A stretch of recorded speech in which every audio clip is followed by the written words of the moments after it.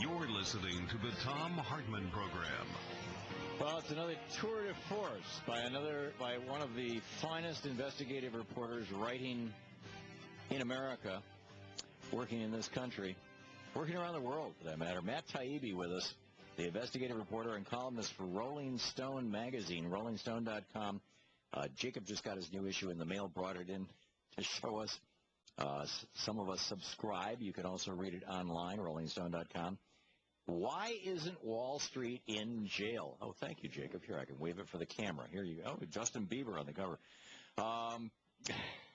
Who had some interesting things to say the other day. Anyhow, Matt Taibbi on the line with us. Matt, welcome. How's it going, Tom? Good. Good. There is a story that's being sold right now. The Koch brothers and the Republicans are going to spend over $1 million to sell it in Wisconsin. And right. They're doing the same thing in Ohio right now. There's 40,000 people down at the state capitol. And that message is that the economy has been crashed by Democrats somehow wanting to give homes to poor people. And the consequence of that is that now the union workers are overpaid, and it's all the teachers' fault. And you've got a somewhat different story here in Rolling Stone this week. Yeah, it's just amazing that they're coming out with this storyline. I actually kind of almost admire the chutzpah, to come out with that sort of propaganda. It's, the real story. What actually happened? What's so ironic about this is that what's happening with a lot of these state pension funds is that the pensions are going broke, or they're severely underfunded, precisely because a lot of these states were defrauded or were essentially victims of a sort of a widespread criminal fraud scheme that was underlying the financial crisis, which involved these banks selling mismarked, toxic mortgage-backed securities to state pension funds. So right. They were rated AAA, just like federal treasuries, but they paid a whole lot more. So why not invest in them? Right. I mean, what they actually were, they weren't. AAA means credit risk almost zero, and it implies that they're as safe as U.S. treasuries. But the reality was that these banks were actually selling these pension funds. What they were selling was sort of sliced up and diced up subprime mortgage-backed securities. They were selling them, the home loans of urban poor people. And so these pensions naturally end up going broke, or they lose 40 or 50% of their value in some cases. And now the states can't pay the pensions and the other, obligations to these public employees. And so now they're blaming the victims. They're saying that it's the teachers and the firefighters and the policemen who are collecting these pensions who are the problem, and they're targeting those pensions. It's a brilliant scheme, actually. And what's most incredible about it is Ohio, because in that case the governor Kasich, he was actually selling this stuff to the state of Ohio as a Lehman Brothers executive. And now he's turning around and pulling the trigger on these state employees. Wait a minute. John Kasich, or Kasich, however you say it, the governor of Ohio, who right now is trying to blame the teachers union, was selling to the state of Ohio toxic assets? He was a Lehman Brothers employee in the earlier part of the decade, and he was involved in getting the state of Ohio to invest something like $450 million in Lehman Brothers, and I believe a large part of that investment involved subprime-backed securities. Amazing.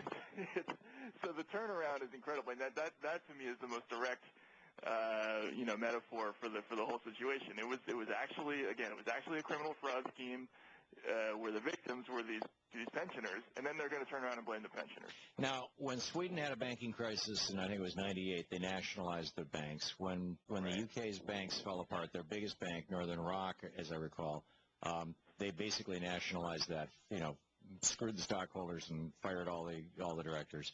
When Reagan was president, and he deregulated the S&Ls in '82, and they went through a bubble and a boom and bust crash in '86. And he put Bill Seidman in charge of the Resolution Trust Corporation of fixing that. He basically nationalized the S&Ls, and he sent 2,000 people to jail. I mean, one of the most famous who didn't go to jail, of course, was Neil Bush with Silverado, because his daddy was, I think, a congressman or a CIA director or something at the time. But you know, the people who were not related to the Bush family who were involved in that S&L fraud actually went to prison. Mm-hmm. Now, when this crash happened on the Bush administration, there was not a word about sending anybody to prison. Why? It's an amazing thing.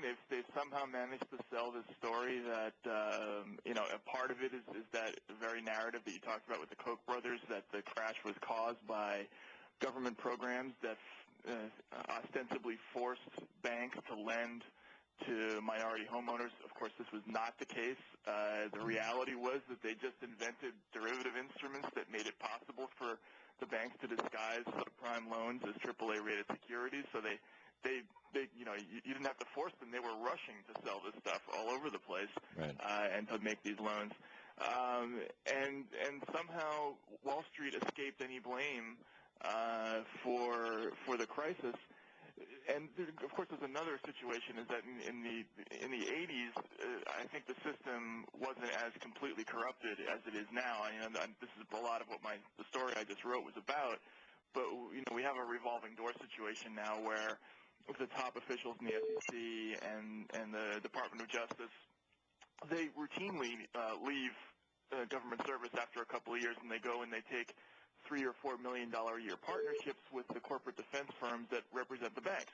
So they never go after these guys. It's kind of not done, and only in extreme and anomalous circumstances like the Bernie Madoff case do they ever do it. And I think that's what happened here. So, wow. Have there been efforts in the past to break that revolving door, and are there any efforts underway right now? No, there are no efforts underway right now. You know, the situation's only gotten worse. You know, one of the stories that I wrote about in my piece involved, you know, the ultimate example of what the revolving door is all about. Back in the earlier part of the decade, an investigator named Gary Aguirre at the SEC, a sort of mid-level guy, wanted to investigate an insider trading case that involved John Mack, who's one of the most powerful people on Wall Street, is the current chairman of the board at Morgan Stanley. He was once the CEO there. When Aguirre went to his superiors to ask for permission to interview Mack about this case, he was told that he couldn't because Mack had, quote, powerful political connections. And when he pressed the matter further, he was fired. And the amazing thing about this is that subsequently, one of the people who fired Aguirre went on to work for the very firm that was representing Morgan Stanley, and the director of enforcement at the time also went on to a lucrative partnership that was connected to Morgan Stanley as well. So this is exactly the way this situation works. The very higher ups have personal relationships with these banks and their lawyers. And, you know, only the lower level guys are even interested in pursuing these cases. You know, we look at the Russian oligarchs and smugly laugh, and yet we're not that much different, are we, Matt Taibbi? Well, no. I mean, I think that's the reality that I'm hearing from people who worked in the Justice Department and in the SEC, that it was like swimming uphill to pursue any case against any high-level people, and they just couldn't get these cases moving. It's an amazing, detailed, shocking story. How Wall Street's crooks evaded jail is the headline, the front cover of Rolling Stone. Why isn't Wall Street in jail? Financial crooks brought down the world's economy, but the feds are doing more to protect them than to prosecute them. Matt Taibbi, thanks for being with us, Matt. Thanks for having me on. RollingStone.com. This is the Thom Hartmann Program.